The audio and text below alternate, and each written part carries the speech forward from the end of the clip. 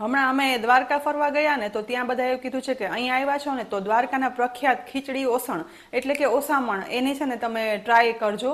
આપણે ભાત ઓસામણ તો લગભગ ખાતા હોઈએ છીએ પણ તું આ ખીચડી ઓસામણ મને થોડુંક નવાઈ લાગી. અને ત્યાં એ પણ વાત સાંભળી કે આ 200 વર્ષ જૂની બ્રાહ્મણોએ આપેલી રેસીપી છે જે લસણ ડુંગળી વગરની બને છે પણ એટલી સરસ બને છે ને કે ના પૂછો વાત. અને ખરેખર એનો ટેસ્ટ જ્યારે કર્યો ને એકદમ સિમ્પલ છે પણ તું છતાં સ્વાદમાં એકદમ અદ્ભુત. તો થયું કે આ રેસીપી તમારી સાથે જ હું શેર કરું. તો આજે આપણે દ્વારકાના પ્રખ્યાત ખીચડી ઓસામણ બનાવશું.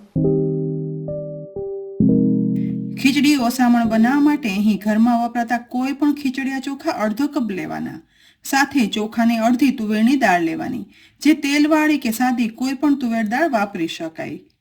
હવે જોઈએ એ પ્રમાણે પાણી ઉમેરી અને ઘસી દાળ ચોખા સાફ કરી લેવાના. આ રીતે 2 વખત સાફ કર્યા પછી તેને હવે દાળ ચોખામાં પાણી ઉમેરી દેવાનું અને 15 થી 20 મિનિટ પલળવા રાખી દઈશું. એ દરમિયાન સ્પેશિયલ ઓસામણ બનાવવા માટે 1 ટીસ્પૂન બેસન લઈ તેમાં 1 કપ ખાટી છાશમાંથી બધી છાશ સાથે ના ઉમેરતા પહેલા લગભગ 2 થી 3 ચમચી જેટલી છાશ બેસનમાં ઉમેરી વિસ્ક કરી અને લમ્સ વગરનું બેટર બનાવી અને તૈયાર કરવાનું છે. કારણ કે બધી છાશ આપણે સાથે ઉમેરીએ ને તો પછી બેસનના લમ્સ બનશે.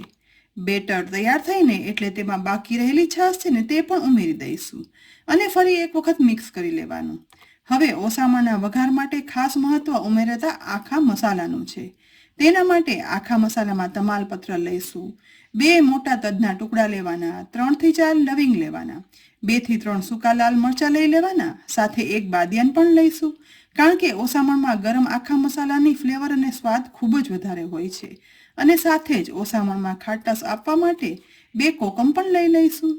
હવે ગેસની લો ફ્લેમ પર જાડા તળિયાવાળી કઢાઈને લઈ તેમાં 2 ટીસ્પૂન તેલ ઉમેરી દેવાનું છે.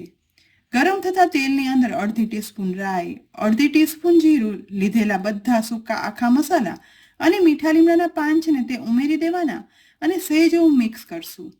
એકદમ વધારે આ બધા આખા મસાલાને છાતળવાના છે.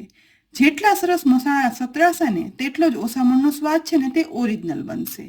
હવે આ સમયે 1/4 ટીસ્પૂન હિંગ પાવડર ઉમેરી અને સાથે સ્વાદ પ્રમાણે આદુ મરચાંના ટુકડા પણ ઉમેરી દેવાના. તુરંત જ તેમાં 1 કપ પાણી ઉમેરી દઈશું અને આ પાણી જેવું વઘારમાં ઉમેરશું ને તેથી બધો વઘાર છે ને તે ઉપર તરવા લાગશે. આ સમયે તેની અંદર અડધી ટીસ્પૂન મીઠું, લીધેલા કોકમ પણ ઉમેરી દેવાના અને ઉકળવા દેવાનું છે. બસ લગભગ 2 થી 3 મિનિટમાં પાણી ઉકળવા લાગે ને એટલે આ સમયે બનાવેલું બેસન અને છાશનું બેટર હતું ને તે સાથે ઉમેરી દેવાનું. થોડું બાઉલમાં 1 ગ્લાસ જેટલું પાણી પણ ઉમેરી અને તે પણ સાથે ઉમેરી દઈશું. આ ઓસામણ વઘારતા જોઈ તમને એવું થશે કે આ તો કઢી બનાવી, પરંતુ ના, બિલકુલ નહીં. કઢીની જેમ જ આ બનાવાય છે પરંતુ કઢી જેટલું થીક નથી હોતું. એકદમ પાણી જેવું પતલું આ ઓસામણ હોય છે અને વધારે પ્રમાણમાં ઉમેરેલા આખા મસાલાને કારણે કઢીથી આ ઓસામણનો સ્વાદ છે ને તે બિલકુલ અલગ હોય છે. અને દ્વારકામાં બનાવાતા આ ઓસામણની મેં ઓરિજિનલ રેસીપી તમારી સાથે શેર કરી છે. અહીં જોઈ શકાય છે કે આ ઓસામણની કન્સિસ્ટન્સી કેટલી પતલી છે.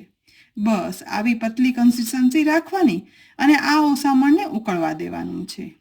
લગભગ 7 થી 8 મિનિટ ઉકળતા તેમાં ઉમેરેલા આખા મસાલા છે ને તેની ફ્લેવર છે ને તે આખા ઓસામણમાં એકદમ સરસ બેસી ગઈ છે. એટલે ખૂબ જ સરસ આખા મસાલાનો સ્વાદ અને સુગંધ આવી રહી છે. બસ આ રીતે તૈયાર થયેલું ઓસામણ છે ને તે લગભગ આ રીતે 7 થી 8 મિનિટ ઉકળ્યા પછી હવે તેની થિકનેસ માત્ર સહેજ એવી વધી છે, પરંતુ ઓરિજિનલ તો તે પતલું જ રહ્યું છે. બસ આવી થિકનેસ થાય ને એટલે સમારેલી કોથમીર વડે આ ઓસામણને ગાર્નિશ કરી દઈ અને નીચે ઉતારી લઈશું. આપણું ઓસામણ બની અને તૈયાર થઈ ગયું છે. બીજી તરફ મસાલા ખીચડી બનાવવા માટે ગેસની મીડિયમ ફ્લેમ પર જાડા તળિયાવાળી કઢાઈ લઈ તેની અંદર વધારે પ્રમાણમાં એટલે કે લગભગ 5 ટેબલ સ્પૂન જેટલું તેલ ઉમેરવાનું છે. ગરમ થતા તેલમાં અડધી ટીસ્પૂન રાઈ, અડધી ટીસ્પૂન જીરું અને સાથે લીધેલા સૂકા આખા મસાલા છે ને તે ઉમેરશું. મીઠા લીમડાના પાન અને હિંગ પણ ઉમેરી બધું સરસ સાતળવાનું છે. સરસ રીતે બધા મસાલા સાતળ્યા પછી હવે આખા મસાલાની એકદમ સરસ સુગંધ આવવા લાગે ને એટલે તેમાં આદુ મરચાંના ટુકડા સ્વાદ પ્રમાણે ઉમેરશું. સાથે જ 1/4 ટીસ્પૂન હળદર પાવડર ઉમેરી દઈશું અને એની સાથે તીખાસ માટે 1 ટીસ્પૂન લાલ મરચું પાવડર ઉમેરી દેવાનું. તુરંત જ ચલાવી અને બધું મિક્સ કરવાનું છે. હવે સાથે સાથે સમય બગાડ્યા વગર તેની અંદર 1 કપ પાણી પણ ઉમેરી દઈશું, જેથી વઘાર બળી ના જાય, કાળો ના પડે અને તેનો લાલ કલર છે ને તે એવો સરસ જળવાઈ રહે. બસ આટલું થઈ જાય ને એ પછી અહીં આપણે દાળ ચોખા જે પોણો કપ લીધા હતા ને તેનું ટોટલ 4 ગણું પાણી અહીં ઉમેરી દેવાનું છે. બધું ચલાવી અને એકદમ સરસ મિક્સ કરી લેવાનું અને આ વઘારને હવે ઉકળવા દેવાનો છે. આ વઘારને આપણે એટલો ઉકાળશું ને કે જેથી આખા મસાલાની સુગંધ છે ને તે આ વઘારમાં સરસ બેસી જાય, જેના માટે ઢાંકણ પણ ઢાંકી દઈશું. લગભગ 4 મિનિટ ઉકળ્યા પછી ઢાંકણ ખોલી સ્વાદ પ્રમાણે મીઠું ઉમેરી દેવાનું. અહીં મેં અડધી ટીસ્પૂનથી થોડું વધારે મીઠું ઉમેર્યું છે. તેની સાથે પલળી ગયેલા દાળ ચોખા છે ને તેનું પાણી અલગ કાઢી અને તેને આ ઉકળતા વઘારમાં ઉમેરી દેવાના. હવે દાળ ચોખાનું પાણી બરાબર મિક્સ કરી એક વખત જ બધું સરસ મિક્સ કરી લેવાનું. પછી આ ખીચડી ચડવા સમયે ક્યારેય વચ્ચે મિક્સ કરવાનું નથી. બીજું કાંઈ જ હવે ના ઉમેરતા દાળ ચોખા વઘારમાં મિક્સ થઈ જાય ને એટલે ઢાંકણ ઢાંકી ગેસની ફ્લેમ લો કરી અને ધીરા ગેસે આ ખીચડીને ચલાવ્યા વગર જ આ રીતે ચડવા દેવાની છે. આ ખીચડી ચડે છે ને એ દરમિયાન તેની સાથે ખવાતું અને પીરસાતું એક કચુંબર બનાવવા માટે અહીં 1 ડુંગળી અને 1 ટમેટું લીધું છે. ડુંગળીની છાલ ઉખાડી લેવાની અને એ પછી ડુંગળીના આવી રાઉન્ડ સ્લાઇસમાં કટ કરી લેવાની. ત્યાં દ્વારકામાં જ્યારે અમે આ ખીચડી ઓસામણ મંગાવ્યા ને ત્યારે તેની સાથે ડુંગળી ટમેટાનો કચુંબર, પાપડ, છાશ એ બધું જ આપ્યું હતું. ડુંગળીની સ્લાઇસ થઈ જાય ને એ પછી તેની અંદર ના એક લેયર છે ને તે આ રીતે અલગ કરી લેવાના. એ પછી હવે ટમેટાને લઈ તેના પણ 2 ટુકડા કરી અને તેની પણ એકદમ નાની પતલી સ્લાઇસમાં કટ કરી લેવાની છે. બસ આ બંને તૈયાર થઈ જાય ને એટલે મસાલામાં થોડી એવી સમારેલી કોથમીર ઉમેરી દઈશું. ડ્રાય મસાલાની અંદર અડધી ટીસ્પૂન મીઠું, અડધી ટીસ્પૂન લાલ મરચું પાવડર, અડધી ટીસ્પૂન ધાણા જીરું, ફક્ત આટલું જ ઉમેરવાનું છે. આ કચુંબર છે ને એ તમે જ્યારે ખીચડી ઓસામાં પીરસો ને એ પહેલા તેનો મસાલો કરી અને તૈયાર કરી શકાય છે. બીજી સાઈડ લગભગ 10 થી 12 મિનિટ ચડ્યા પછી અહીં આપણે ચેક કરતા જુઓ ખીચડી છે ને તે એકદમ સરસ ચડી ગઈ છે.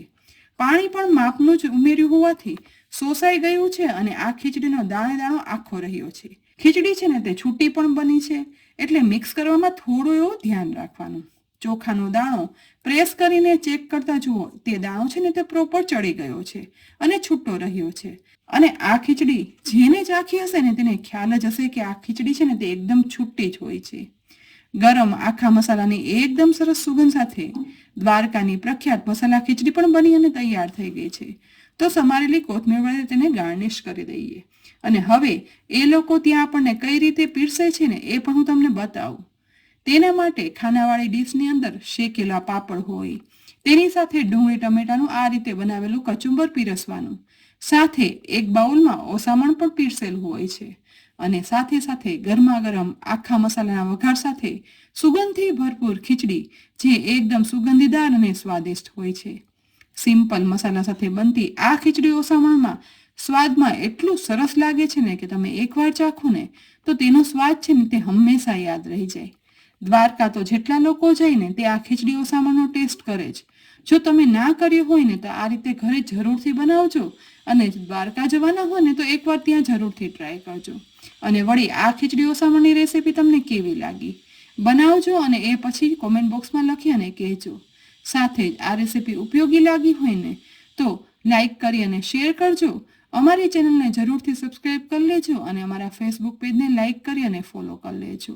આવતીકાલે ફરી મળશું એક નવી રેસીપી સાથે. ત્યાં સુધી આવજો.